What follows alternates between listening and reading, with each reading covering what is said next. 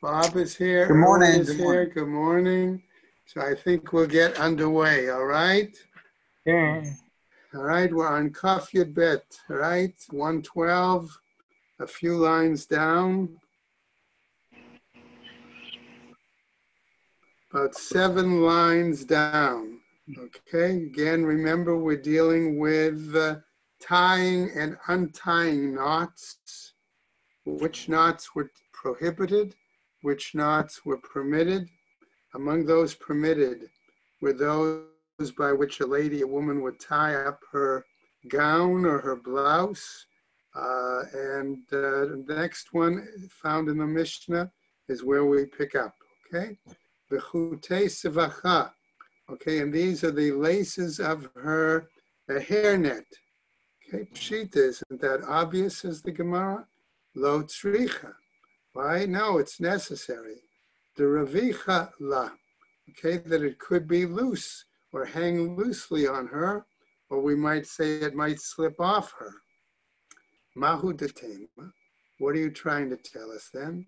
Mishlaf shlafala, okay, that again, you might think she might want to be able to easily remove it. Kamash malan comes to teach us, the isha chasa al sa'ara, that a woman is concerned about her hair, okay? She wants to protect her hair, and only under certain circumstances would she untie it. Umeshra shayela, okay? And that's why then, okay, being careful about her hair, first she would untie the hairnet and things like that, okay. Going on now again to our Mishnah, Uritzuot min al v'sandal. We said those are the straps that are used for tying a shoe or a sandal, okay? And remember I mentioned to you, keep in mind the old style Roman sandals that had a piece that sort of had a lace go through it, okay, on the sides as well as to the bottom, okay? Itmar, it was said as follows, it was stated, Hitir ritzuot min al v'sandal, okay, that one could untie the laces of shoes or sandals. Tani chada, one Braita teaches, chayav chatat, doing so on Shabbat would mean that one is obligated to bring a chatas. V'tanya idach, and another Braita teaches, patur aval asur, that it is permitted, okay, one is exempt, but forbidden. V'tanya idach, and a third Braita teaches, mutar l'chatchila, that it is actually permitted in the first place. Okay? Kasha min al amin al, kasha sandal al sandal. Therefore, there's a problem in regards to shoes. There's a problem in regards to sandals. These braitot are contradictory. Lo kasha, they're not contradictory, says the Gemara. Hadikatani chayav chatat. When we're talking about the fact that it says one is chayav, culpable to bring a chatat, bedaush chape, those are knots that are tied by the cobbler, by the shoemaker. In other words, in essence, those are the knots that tie the leather pieces on the side to the base, okay, of the sandal. Okay, patur aval asur b'derabanan. Okay, in terms of that example, that's a knot that the rabbis are talking about. Okay, in that case, those knots could be loose, right? So that it's easy to remove the shoe, the sandal, without untying them. So they're semi-permanent, right? and therefore that's why. Mutar lechatchila b'debnei mechoza. And the third example of the knots of the townspeople of Mechoza. Why? Because they were very particular about their garments, and they tied their shoes quite tight, okay? And they would have to untie them and retie them every time they put them on, okay? Sandal al sandal lo kasha. A sandal on a sandal also should not be problematic. Hadikatani, chayav chatat, b'tata'ai. Why? Because here we're talking again about sandals, right? In this case, right? Okay, and what is the reference here? Okay, is that okay? These are the sandals of the Arabs, okay, who are frequent travelers, right? The katre ushkafe, because again, their sandals are tied by the cobblers. Patur aval asur, okay, when we say that it is exempt but forbidden, bidechumarta, okay, that refers to knots that are set up by the, some want to translate it amateurs, okay, others want to translate it that it's more of a average knot by the average person, okay? That, in that case, the katre inhu, that they tie themselves. Mutar lechatchila, okay, that it's permitted initially, besandal, the nafke be tray, okay? And that's a case where sandals are shared by two people. Kid Rav Yehuda, as in the case of Rav Yehuda. The Rav Yehuda, Achva the Rav, Sala Chasida, that Rav Yehuda, the brother of Rav Sala Chasida, Havale Hahu Zuga de Sandale, he had a particular pair of sandals, right? Zimnin denafik be ihu, at times he went out wearing them. Zimnin nafik be yanuke, and at times his child went out wearing them. Atalekame de Abaye, and he went before Abaye. Amarle kahai gav namai, okay? And he asks, in this kind of a situation, case, what's the status? Amarle chayiv chatat. He told him, you know, tying and untying on Shabbat, one would have to be responsible to bring a chatas. Amarle hashta patur aval hasur kakashili. But he says, but on the other hand, here, I thought, even if you had said that it was a situation where it was exempt but forbidden, that's problematic for me. Chayev chatat kamatli, and now you're saying that I have to bring the chatas. Ma'itama, what's the reasoning? Amarli mishum de bechol nami zimnin nafika na be'ana. Why? Because even on weekdays, there are times when I go out wearing these zimnin nafik be yanuka. And there are times during the weekday that my child goes out wearing it. So Abaye now responds, Ihachi mutar lechatchila. If that's the case, it's permitted at the outset. Okay? Another story. Rabbi Yirmiyah have ka'azil batre the Rabbi Abahu b'Karmelit. That Rabbi Yirmiyah was walking behind Rabbi Abahu, and they were in a Carmelit. Ifsik ritzua de sandale, and the lace of the sandal broke or snapped, right? Amale ma'ina avidla. So he says to him, what shall I do with it, right? Amale she says, Shakol gami lach, take a moist reed, right? Dechazi le'me'achal behema, like one kind that's usually fit for animal food. Ukaroch iluha, and wrap it around the sandal to keep it on your foot, of course. Abai havakai kame de Rav Yosef. Another situation, Abai was standing in front of Rav Yosef. Okay, and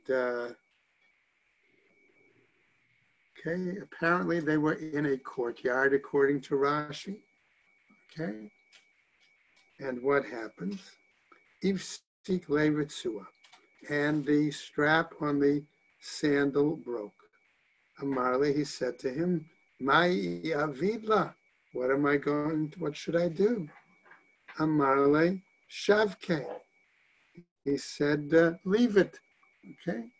In other words, leave it there. Nothing's going to happen to it, okay? It's guarded, okay? Rabbi? Yes. How do we know what they're talking about? They're talking about that the strap is muksa, the broken strap, Okay. or the sandal? Because they're talking about the question, is the sandal still a utensil? Because if it's still a kli, okay, that's going to be the issue. Okay. So they're not talking about the piece of strap. They're talking about the sandal. No, okay. No, right? Okay. So what happens? So the Gemara asks, how is this different, right, than the previous situation we had? So now we can to understand part of the difference is that before the story was in a Carmelite, now the story is in a courtyard, which is a Rishus Yachid, okay? Or maybe a Rishus Rabbi. So let's see. So the Gemara says, Hatam lo mintar. There, the utensil is not protected. It's not guarded. Okay? Hacha mintar. Okay? Here, it's guarded. Here, it's protected. In other words, nothing's going to happen to it, but it's also, okay, if you carry it, right, if you're going to be carrying it inappropriately in a rishus. Vahamanahu, but isn't it still a utensil? He asks. De'i ba'ina, okay, hafichna le miyamin l'smol. Because if I really need it, he says I can. It's not the shape of the base of the sandal is not geared to the shape of a particular right or left foot, but instead it is more general, and I can just switch it, turn it around, and put it on the other foot. Okay, that's what he's saying. So it's still usable. If it's still usable, it's still a utensil, and he could be chayav for carrying it, right? So that's the point. So the Gemara now wants to say, Amarle, okay, said to him, Midikamaretz Rabbi Yochanan, Aliba de Rabbi Yehuda. Okay, this was explained by Rabbi Yochanan based on the view, okay, the law of Rabbi Yehuda, and it follows the halacha of Rabbi Yehuda, right? Shma mina halacha ka Rabbi Yehuda, that we learn the law is like Rabbi Yehuda. Ma'ihi, so what is that? What is it referring to? The Tanya says, Sandal shenifsaku shtei aznav, okay, a sandal where the two, again, the Gemara calls them ears, but remember we said those are the two flaps of leather that overlap from the base of the sandal and wrap around the leg, around your foot to be tied.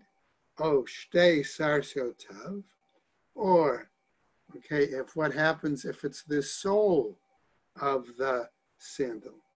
Oh, shenital kol hakaf shalo, or the, okay, or if the strap hold is broke, or if the if the sole itself broke, tahor, then the item is tahor. Okay? Echat me'aznav, or echat mitarsiotav. If one of the ears, okay, or one of the strap holders, okay, o shenital rov hakaf shalo, or the majority of the sole was removed, tameh, then it is tameh. It can't be handled, right? It refers to that. So the Gemara says, wait a second. Rabbi Yehuda Omer nifseka pnimit tameh hachitzona tahor. Okay, that Rabbi Yehuda seems to be saying that if it tears internally, the item is tameh. If it tears on the outside, it's tahor. Okay, this seems to be the item. Okay, so the Gemara asks, Va'amar Ula. Okay, and now he says, and Ula says as follows, Va'amar Ula, Ve'itema Rava bar Chana, and others say it was Rava bar Chana, Amar Rabbi Yochanan, this is in the name of Rabbi Yochanan, Kimachloket le'inyan Tuma, Kach machloket le'inyan Shabbat. The same way that there's a disagreement in regards to the issue of whether this sandal is still a valid utensil and can be makabel tuma or not. So likewise, there's an argument in regards to its status in Shabbat. Aval lo le'inyan chalitza. But there is no argument in respect to chalitza, okay? Implying that it is considered to be, even if it's a broken sandal, it's considered enough of a footwear to be utilized appropriately in a chalitza situation, okay? Vahavinin ba, okay? Now, when we discuss this, says the Gemara, Rabbi Yochanan Ali b'daman. Rabbi Yochanan was saying this based on whom? Ilema Ali b'darabanan. If we're saying he based it on the view of the rabbis, Dile'inyan tuma mana, that in regards to the issue of being unclean, it's a utensil. Havi le'inyan Shabbat nami mana havi. Then it would seem to imply that in regards to Shabbat, it is also to be considered so a utensil on Shabbat. Okay? Aval lo lechalitza, the lav manahu, but not for chalitza, because then it wouldn't be considered a valid utensil. Vahatnan. Okay, but weren't we taught the following in a Mishnah? Chaltza shel smol biyamin, chalitzita kshera.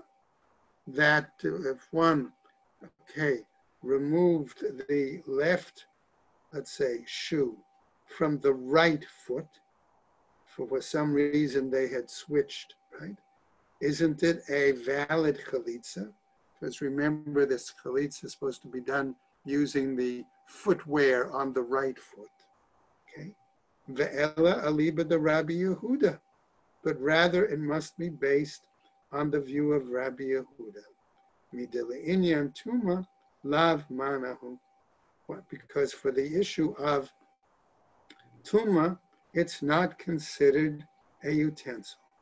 The inyan Shabbat nami lav manahu. And therefore, for the issue of Shabbat, it's also not considered a utensil. Aval lo lechalitza, but not for chalitza, demanahu. There, okay, it is considered a utensil. Okay. Now, going on a little bit more in the Gemara, okay, right? What do we see here? Okay. Now, Emar, I would therefore say, the amrinam chaltza shel small biyamin, chalitza kshera. Okay, that if a situation where she removed the left footwear from the right foot, it's a valid chalitza. Hecha delamit lete manahu. That's only where that footwear is used for its regular purpose, its regular function. Then we would consider it a valid utensil. Hacha lamilte lav manahu. But here, for its original purpose, it's not considered to be a utensil. The ha'amar Rabbi Yehuda. Why? Because here we find that Rabbi Yehuda, okay, says, based on what Rabbi Yochanan was telling us, nifsaka hachitzona tahor. Okay, if the outer lace strap broke, okay, therefore, okay, it would be considered tahor, alma, lav manahu. Therefore, it's not considered a piece of clothing, a valid utensil. Le'olam aliba de Rabbi Yehuda. But I would say, okay, that this does refer, okay, to the view of Rabbi Yehuda, Ema, and therefore I say, v'chein lechalitza, that therefore, likewise in respect to chalitza, v'ha kemashmalan, and here therefore it comes to tell us, right, the chi amrinan chaltza shel small b'shel yamin, where it tells us that she removed the left footwear from the right foot, chalitza tak sheira. The chalitza is a valid one. Hecha de la milte, let's go over, right? Manahu. That's where it is for, it retains its original purpose as its function, okay, in that way as a utensil. Valhacha, but here, the milte lav manahu, but here in that case, if it's not a utensil for its own function, it would not be valid for the chalitza. Okay. Umi amar Rabbi Yochanan hachi, asks the Gemara. Now, did Rabbi Yochanan really say this? Va'amar Rabbi Yochanan, halacha kistam mishnah. But didn't Rabbi Yochanan teach us that the law is basically like the anonymous Mishnah? Okay. Utnan, and the Mishnah taught, sandal shenifsacha echat me'aznav v'tikna, okay, that a sandal that one of its laces or one of its straps were broken, okay, and one repairs it, okay, tamei midras, okay, that it's possible that if the person wearing the sandal was a zav, then that sandal now becomes tamei midras. It now becomes unclean because of midras, because of treading, putting pressure on it. Okay. Now, Gemara continues. Nifseka shniya v'tikna.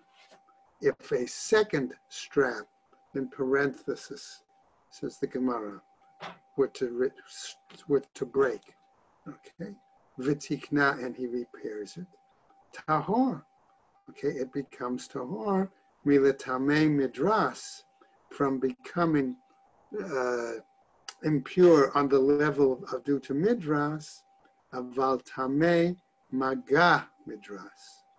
But still, if the wearer is a zav, it does become unclean because of contact with the treading. Okay. My love, asks the Gemara, what is it then aren't we saying? Lo shana pnimit v'lo shana chitzona.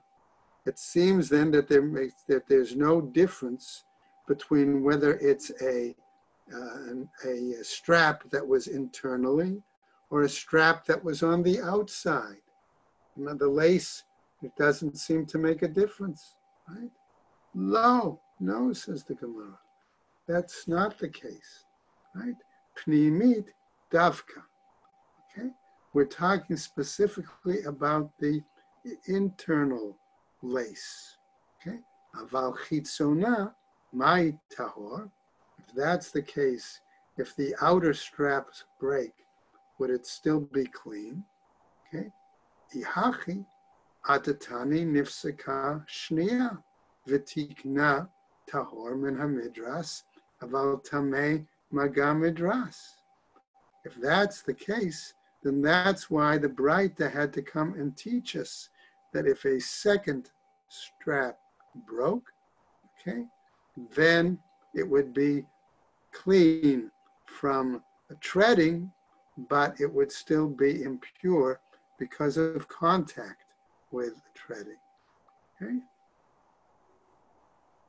So the issue continues here. Niflog bedida, I'm sorry. So the Gemara then says, do we need to make, what kind of a distinction is there? Okay, if that's the case. Do we need to draw a distinction in that case? Right? B'med varim amarim, what then are we talking about? Okay, shenifseka pnimit. Here we're talking clearly about, okay, it's when the inner strap broke, all right?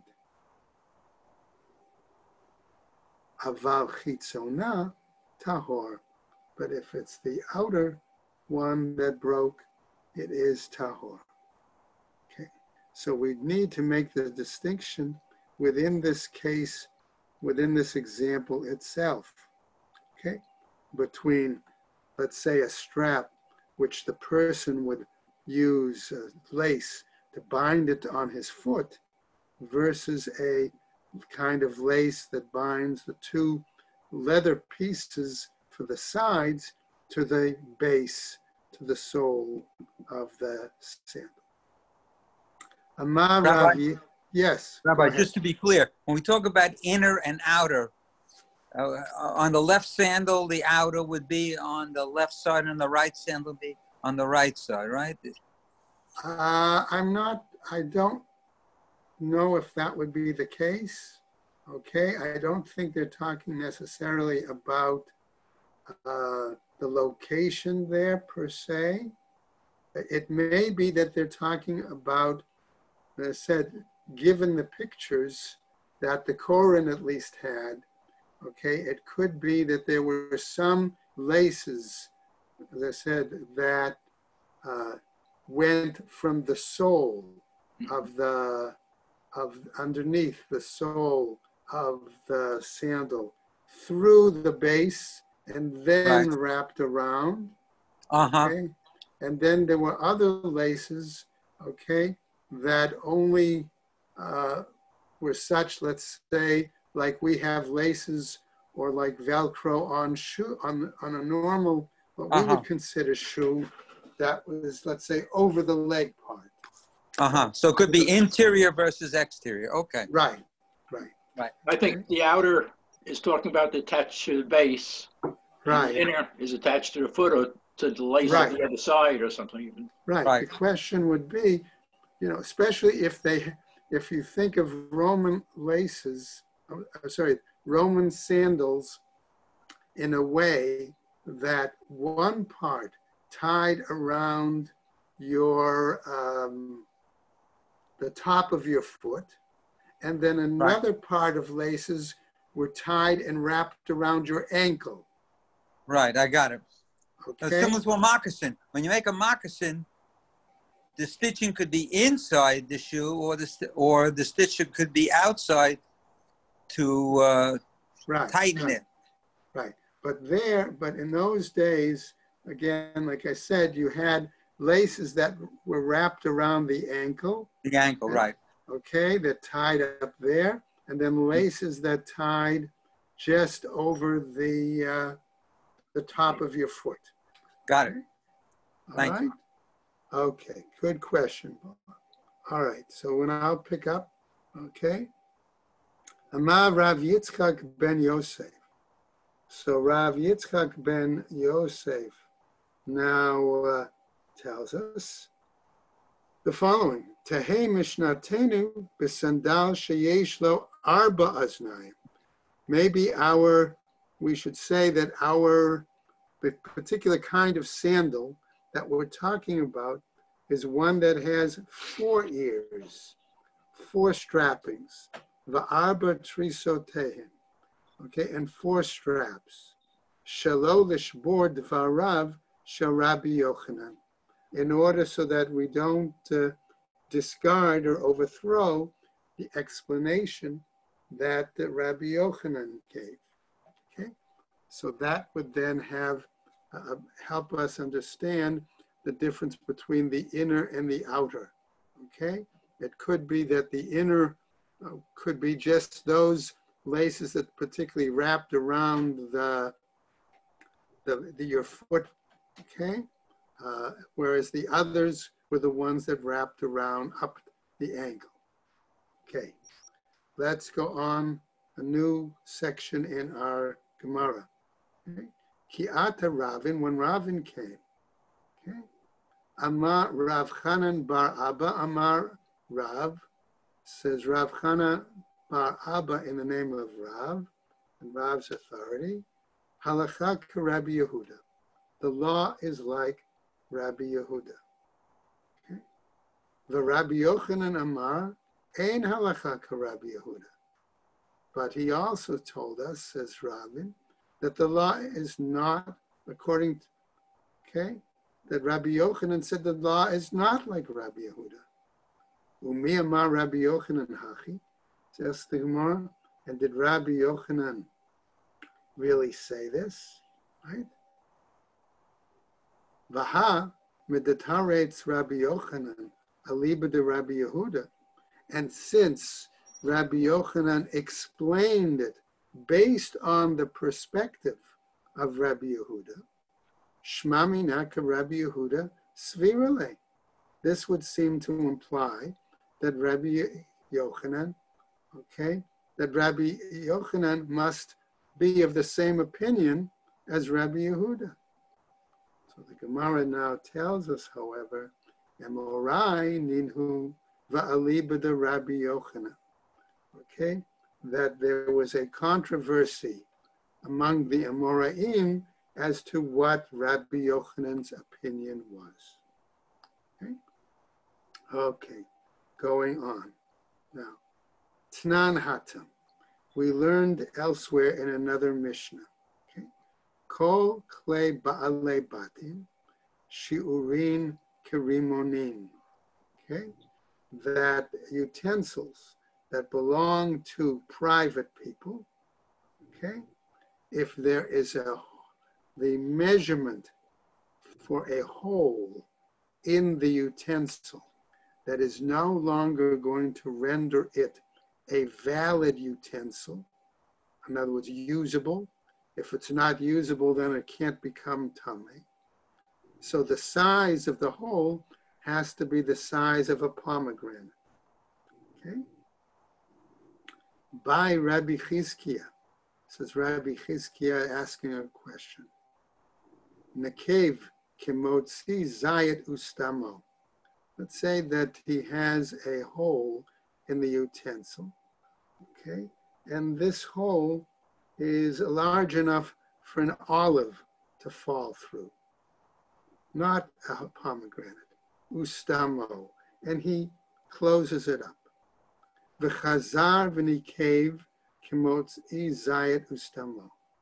And he comes back, and then there becomes another hole, again, the size of a olive, right? And he closes that up. Okay? What happens? Ad shehishlimu lemotzi rimon mahu. Okay? Until the hole or holes get large enough for a pomegranate to fall through it, what's the status of the kli? Okay. Amar le Rabbi Yochanan. Rabbi Yochanan says, Rebbe, okay, Shanit lanu sandal shenifsaka echat me'aznav. He says, basically, you taught us that a sandal where one of the straps or one of the laces, okay, vitikna, and repairs it, tamei midras, is considered unclean from treading. Nifsaka shni'a vitikna tahor min hamidras. And if a second strap broke, the second lace broke, therefore it is clean from the midras, aval tamei maga midras, but it would still be unclean from contact with the midras. Va'amrinam lach, and then we said to you, ma'ishna rishona daha kaima shniya. Okay, what is the difference then between the first one being broken and the second one remaining whole or sound? Shniya nami mitakna. Okay, maybe the second one, okay, is also repaired. Rishona, okay, Rishona mitakna, Rishona, and the first one. V'amart lana lea, and you said on this one, panim chadashot ba'ulakan. Okay, in other words, he said it's like a new entity that have come here. Hachanami panim chadashot ba'ulakan. Here too we might say it's like a new entity has come here. In other words, it's like a brand new item, okay, and therefore still usable and thus subject to tumah. Kari ale lit din bar inish, okay, and so therefore, okay, so this explanation prompted a response that said it's such a intelligent explanation, it's as if this person isn't human, okay? Ikeda amre, and there are those that say, kegon din bar inish, that this one is an exceptional kind of person, okay? Amar Rab Zera, Amar Rabba bar Zimuna, says Rab Zera in the name of Rab Zimuna, the following, Im Rishonim b'nei Malachim, if the earlier scholars were the sons of angels, Anu b'nei Anashim, we are simply the sons of human beings. Ve'im Rishonim b'nei Anashim, and if the earlier scholars were the sons of average people, normal people, Anu kechamorim, then we are like donkeys. V'lo kechamoro shel Rabbi Chanina ben Dosa v'shel Rabbi Pinchas ben Yair ele keshar chamorim. But we're not like the donkeys that belong to Rabbi Chanina ben Dosa or Rabbi Pinchas ben Yair, okay, but we are like normal donkeys, okay? Elsewhere, the Gemara tells us that those donkeys were so intelligent, okay, that they knew how to behave on their own on Shabbat, for example, or in other situations. Okay. That finishes that piece of the Gemara, all right, and we go back to our Mishnah. Okay. Remember we said that they would take for the purposes of holding wine or oil, they might take an animal skin. After skinning the animal, they would use the skin of the animal, but they would have to tie up or close some part of it, okay, using that as a spout. Right? So here the Gemara is telling us v'nodot yayin v'shemen, that it would permitted to tie up the spouts of a wine or oil skin used as a container. Pshita, that's obvious, says the Gemara. Lo tzricha, no, it was necessary to teach this in our Mishnah. De'it le tarte one. Why? Because it has two spouts, right? Two ears, so to speak, two spouts. Ma'u detema. What then are you telling us? Chada minayhu betuli mivatela. Okay, it's possible then that one could disregard one of the spouts. In other words, never use it, consider it unusable, or keep it, put a permanent knot on it, okay, and only use this one spout. Kamash Malan comes to teach us then that we don't have to be concerned about this. Sorry. Kedera shel basar. What about a pot of meat? Pshita, again, this is obvious. Lo tzricha. No, we need to cite this in our Mishnah as well. De'it la shal'acha. Why? Because in this case, we have a kind of stopper, okay? Excuse me. All right, that it has a spout, and this spout, we need string to open or close the top, the covering for the spout, okay? Right? And we need string to be able to tie on the piece of cloth that serves as a cover to the spout. Mahu detema, what are we telling us? Betule mevatela, that again, maybe the person would leave it, in other words, abandon it in a sense that he would tie the cloth on, but unscrew it or remove it in a different way. Okay? Kamash Malan comes to tell us we don't have to be concerned about that. Okay? Another piece from our Mishnah. Rabbi Eliezer ben Yaakov Omer Koshra. Okay? Right? This case. All right? Again, right? That he was saying the use of ropes. What kind of ropes? Right?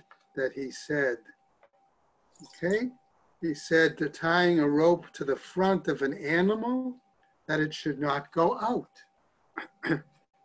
Shita, isn't that obvious, says the Gemara? Lo tzricha. No, we needed to say it in our Mishnah. Why? De'it la tarte Israel. Because we're talking about a situation where it could be that he has two ropes or two cords. Okay? Mahu detema. What are you then telling us? Let's just go over a little bit. Okay? Chada minayu betule mevatel. With one of them, he might disregard it. Right? All right? Not pay attention to it. Okay? In that case. In other words, only untie one of the ropes and leave the other, okay, tied up. Kamash Malan comes to teach us we don't worry about that. Amar Rav Yosef, Amar Rav Yehuda, Amar Shmuel. It says Rav Yosef in the name of Rav Yehuda, in the name of Shmuel, Halacha Rabbi Eliezer ben Yaakov. The law is like Rabbi Eliezer ben Yaakov. Now, since he said the law is like, okay, Abaye is now going to raise a question. Amar le Abaye, halacha, since you said that the law is his view, miklau, do we then infer from this the pligi that other rabbis disagreed with him? Amar le, so he said to him, he responded, Rav Yosef, mai nafkalach mina. What difference does it make to you whether there was a machloket or not? Amar le, Abaye responded, Gemara, Gemur, Zimurta, Tahe. Okay? That is part of the learning, part of the accepted tradition. And it's not simply a song, like a song that one just simply repeats and says it over and over without understanding the basis behind it. Okay? And we're going to, I think we'll stop right there at that Mishnah, just to fill you in a little bit more as you go ahead on Shabbos. Okay, we're talking again about tying, since we ended with a discussion about ropes, right? We're now dealing with ropes in another situation, okay? Namely, remember they had to have cisterns and wells, and they would have to lower buckets to get the water up from the well, okay? Would we consider the well a separate reshus? And once you bring the water up and out over the side of the well, is that going from one domain to another? So we're still dealing with Shabbos issues, but we're also dealing with the example of the rope that raises and lowers the bucket, okay? What is that status? And if that, can that break? If that, what does that happen to do then on Shabbat? So those are a number of items that we're going to hit in looking at the rest of the Gemara. And after that, dealing with folding clothes and other items and making beds on Shabbat. So everybody have a good Shabbos. Rabbi? Yeah. Rabbi Green, it seems to be very strange that at the end of the Gemara here, it compares a song to something sort of unimportant, because usually the Torah is compared to a song, or some of the, like an Os Yashir or other things that are very chashuv. Here it says it's just like a song, which doesn't require understanding. Right. In other words, Abaye is challenging Rav Yosef by saying, you simply want me to repeat it like, like one would do a nursery rhyme. You learn it by heart and just repeat it by heart. Is that all you want me to do? Or do you want me to truly understand what's the implications and the meaning of the issue? That's the message that Abaye is saying there. And the Gemara uses that phrase in other places too. We're going to come across it again. Okay, very good. Right. Thank you. Have a great day. Everybody. Good Shabbos. Good Shabbos. Have a good Shabbos. Good Stay well. Be well. Take care. Shabbos.